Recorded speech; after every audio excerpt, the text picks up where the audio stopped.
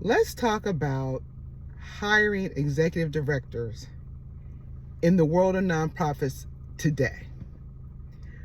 I talked in an earlier video about how nonprofit work, very much so in today's time, is driven very much so like a business.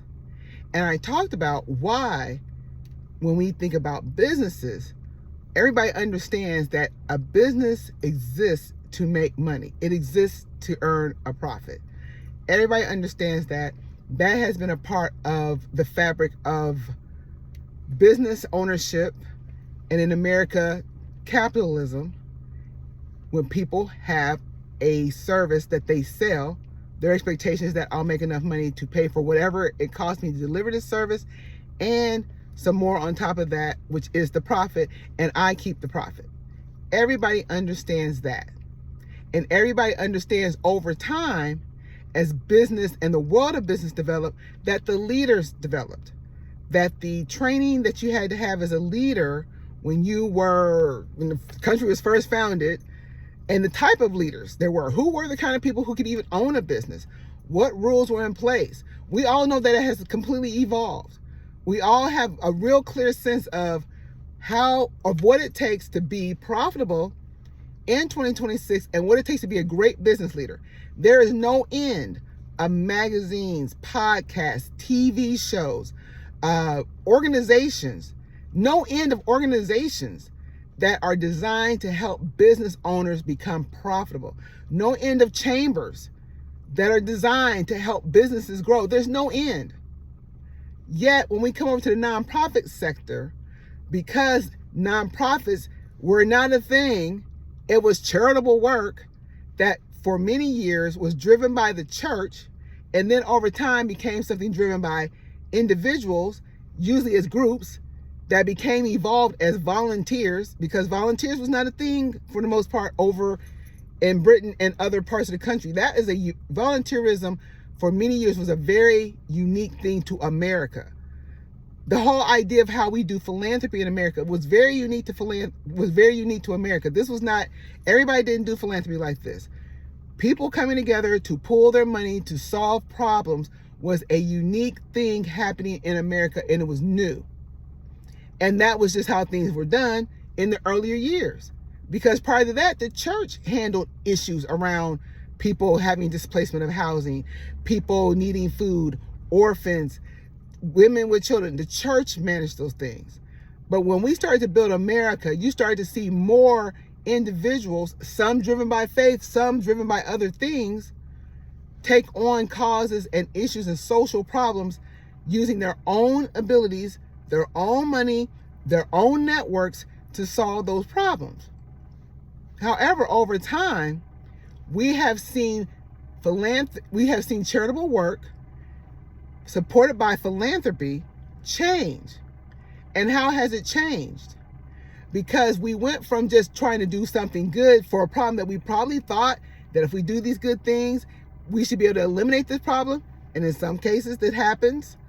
March of Dimes, they were actually able to eliminate the disease that they were started for, and then they shifted to work on other diseases. But in other cases, issues of homelessness, issues of youth education, issues of inequity, issues of so many other things have required continued efforts on social justice issues that now expands beyond what is the ability of a volunteer group of people pulling together some basic money. And because it has expanded beyond that, and because it's still work that is not profitable, you cannot sell someone housing who has no money to pay you for housing. That's why you have to have an intermediary like a nonprofit that works to find housing for people who can't pay for it, and then they work to find the money for somebody else to pay for somebody else to have housing because they can't afford housing, and because this is a social issue, and there's any number of reasons why they can't afford housing. There's just multiplicity, and it's not, well, they're just lazy. There is so many reasons why people can't have housing that oftentimes are caused by other parts of our society. But because that is a lingering and ongoing problem, you now have to start to have formalized structures to address a problem that's not going away. That means we have to have dedicated people.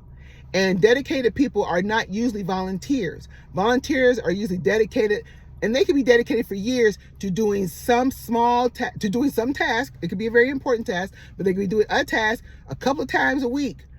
But they are not committing themselves to 40 hours of work every week, and they're not committing themselves to training, to know how to do the work deeply, and they're not committing themselves to going out and finding the money, and they're not committing themselves to making sure there's a facility.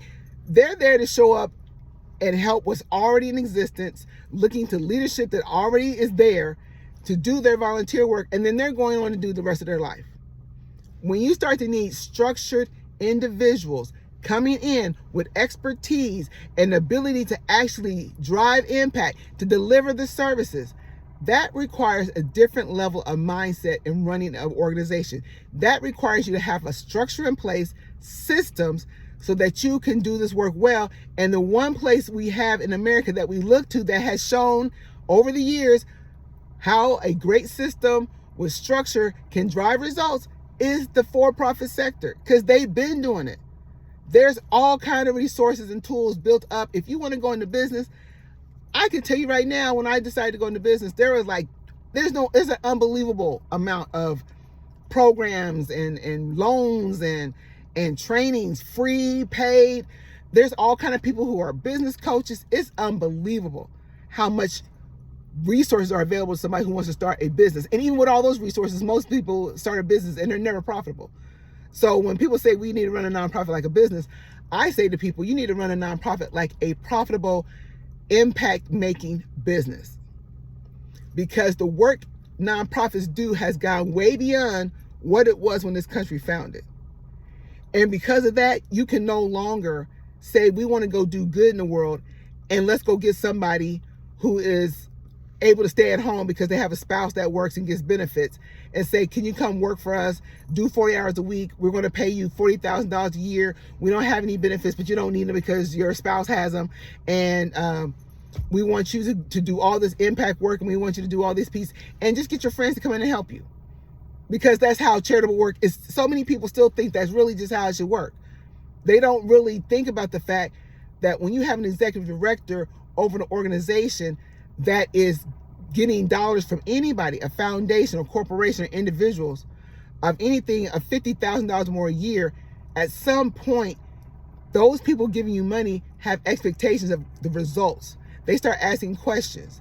And because they start asking questions, you have to answer those questions. And that means somebody needs to be there collecting data. Somebody needs to be making sure that whatever we say we're going to do is getting done. And somebody needs to be accounting for the money. And somebody needs to be able to fill out the reports. And you're hard pressed to find a volunteer to do that. And because of the complexity of nonprofits, because of the competition of nonprofits now, you're going to be hard pressed to find somebody who has some skills that's going to come in and do it at a low pay.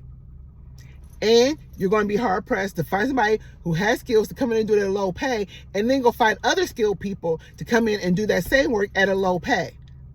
You're hard pressed to do that and have actual results. Actually have good financial oversight.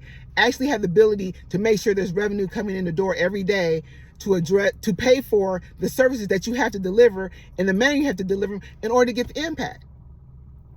You're going to be hard pressed to do that. But so many boards of nonprofits continue to think our goal is not to hire a person who is competent and capable of doing this job, who has both the heart for nonprofit and the business for mind, the heart for a nonprofit and the business mind for a nonprofit, but also to pay them properly. Too many nonprofit board members think to themselves, we need somebody who's great, but this is all we have. We don't see how we can get more money because we really don't understand how fundraising works in the first place. And we've been told by so many people there's not enough money and everybody's asking for money and you just got to figure it out. And maybe you could do this with a volunteer-driven organization. So many board members hear that because they themselves have not gotten great training. They don't understand their role on the board. They're looking to a nonprofit executive director that they hire to tell them how to be on the board. And you hire somebody who don't even know how to be an executive director of a nonprofit business. But you want them to show you how to be a great board. And then sometimes you go to funders who say, well, we're going to provide board training. But a lot of times the funders bring in people who are not skilled at showing inactive boards how to really activate, nor helping people understand why do nonprofits function now more like businesses and why it is necessary for you to have money and staff and teams that can function in a way where you can drive systems and make things happen. Because at the end of the day, all of us have an expectation of how problems get solved. And for-profit businesses are not in the business of solving, per se, societal problems for less than market rate. They're not in the business of that. Their solution to homelessness is, we will rent you an apartment. That's their solution. And we'll rent it to you for market rate. We might can rent you an apartment, and as an incentive, you don't have to pay the first month's rent. Or as an incentive, we built apartments over here where it's cheaper, and the apartment, the rent is cheaper, but you're not going to get the same amenities. That is the for-profit model. The nonprofit model for dealing with homelessness is, we're going to find a way for you to have good housing in a decent neighborhood, as well as work on the issues that have caused you not to have housing in the first place. That's what a nonprofit's going to do. And we don't charge you anything for it. Somebody else that we've been talking to, working with, they're paying for us to do this service for you. Both organizations, the for-profit and nonprofit, have the same goal: get a person in housing. But the way they achieve it is completely different.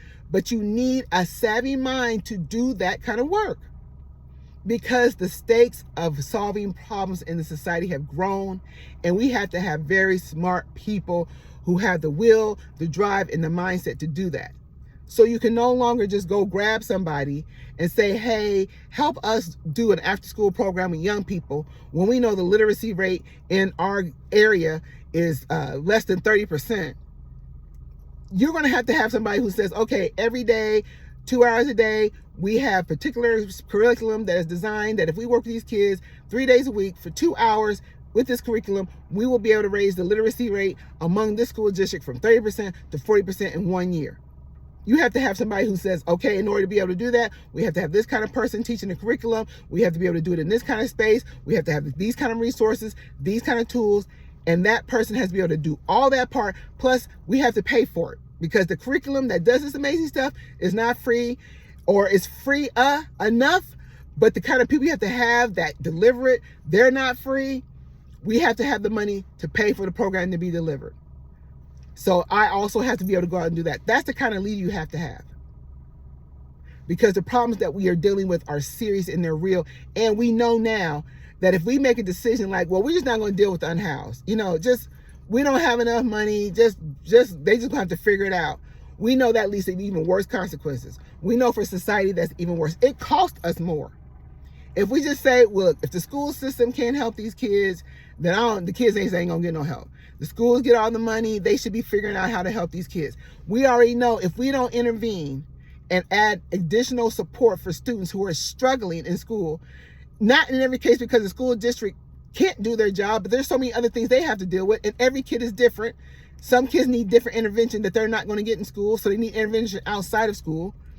There's no end of non-school, outside of school programming paid. There's no end of different services, A+ gymnasium, Mathium. There's a ton of Kuman. There's a ton of after-school for-profit programs that people who can afford it can take their kids to solve this problem.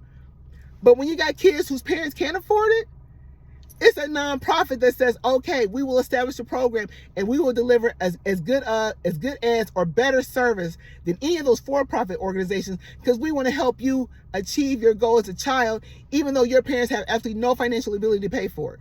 We will go out and we will find funding and we will get curriculum and we will set it up in a location that's convenient for you, convenient for your parents, find people to staff this program. We'll maintain hours that allow your parents to go to work and then come back and pick you up, and we'll provide you with snack. We might provide you with dinner. If you're having problems in your home, we're going to have a case manager come in, help your mom find a job, help your dad get out of jail. We're going to do all the things because we recognize all those things are impacting your ability to learn, which is why school isn't enough. A for-profit's not doing that. They're like, you can pay and we're going to do everything you paid for, but we're not going to be a case manager. We're not going to try to help your mom. That's not what we do. We are in business to make money. We're not in business to try to improve the overall societal situation of your family if they cannot afford to pay. Because if there was a for-profit ability to be paid to help people get out of poverty, there would be no end of for-profit businesses. But there is not any for-profit ability in helping people get out of poverty. The closest you're going to get is somebody selling you a financial app, saying if you follow this financial app, it'll show you how to build a budget, it'll show you how to start to save money, and then you too could be on the way to having financial stability. That's about as much as you're going to get. You're going to get some financial literacy classes. That's about as much as they're going to offer you. But they're not going to do the deep work of helping you to unravel things that have caused you to be in the situation you're in. Social service organizations, nonprofits, that's what they do. And in order to do that well, you have to have leadership that knows how to bring in staff, resources, board, and make all those things work together to deliver a result that all of us know we need in society. All of us know we want to see young people who are smart and capable and bright. All of us want to see people living in housing. All of us want to see sexual assault stop. All of us want to see people get access to good health care. But all those things are not things that can be handled in a for-profit manner. They fall under the nonprofit sector, and they're important issues, and they deserve real work and effort. And you cannot just hire any person to do that kind of work. You can't just get people who don't have all the skill sets to do that part because you simply say, we just don't have the money. It has got to be a change in our society about how we treat nonprofit leaders, that we see them just as valuable and deserving of resources, training, fair pay, and benefits as we do any other business leader. We should have just as many resources for nonprofit leaders, for leadership that are high quality, results driven, not some free leadership classes that give vague oversight, being taught by people who are nice and well-meaning, often have never had to raise money to keep a nonprofit going, often have or have only had one type of experience, often ran a small nonprofit, or they walked into a nonprofit that was already well funded. I've had so many people who are trainers in the fundraising world who have never had to do what I had to do. They never had to go out there and every dollar they raised took care of somebody's salary. I have had very few trainers who could say I've worked across 3 or 4 nonprofits. Most had a really great career with one nonprofit and did really great stuff and feel like I can come in here and speak to any other nonprofit because my experience that I had is so similar to everybody else's. Your experience as a nonprofit ED is not going to be the same as another person's experience as a nonprofit ED, which is why there should be diversity in the people that do training, because the experience of one type of leader can be dramatically different from the experience of another type of leader. There are some dramatic differences in how minority-led nonprofits are treated versus non-minority-led nonprofits. How, for me, female-led nonprofits are treated versus non-female nonprofits are treated, versus how American-led nonprofits are treated versus non-American. There's vast differences. So that means training should be just as varied for leadership, for nonprofit executive directors, the same way there are various trainings for people. If you're a woman in business, there's all kind of trainings for women in business. If you're a minority in business, there's all kind of trainings for minorities in business. If you are Hispanic in business, there's training for you. If you're European, there's training for you. If you are an immigrant, there's training for you. There is no end of business leadership training for people, no matter what they are. But for people in the nonprofit sector, is so narrow, so small, and that needs to change. And the people that can change that is each one of us. So I'm doing my part to work to educate, as well as share that information on how nonprofit leaders can raise more money and do it with less stress. That's what I'm working to do. That's what I'm here to make happen.